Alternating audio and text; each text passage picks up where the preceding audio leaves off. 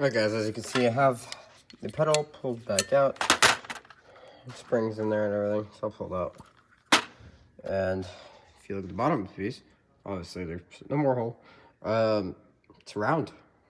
So what I did was I took a little grinder, a little bench grinder, and just got rid of all the worn spot up until this lip here, because that's the lip that centers itself with that, the hole there. So this, let's focus, this lip goes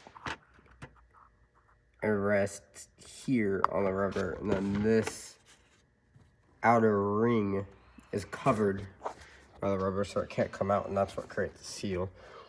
So I did all that, then I flattened it. This is the original piece. I took a washer. This is just like a normal bolt washer. And then Bobby wanted me to JB weld it together, so hopefully that works. I'm gonna let it dry 24 hours, so I have no issue there.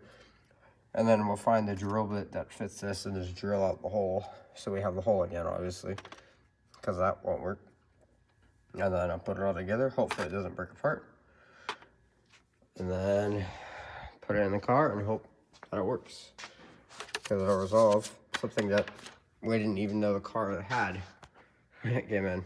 It just had the electric thing. We didn't know it had the pedal until Dean's Fairlane came in. And then I noticed the pedal on Dean's Fairlane, and I knew we were having issue with this. So I looked under, and well, there it was. So, getting the factory style washer pump in. So hopefully we get that here tomorrow. Maybe later today, but yeah, tomorrow. Anyways, later guys.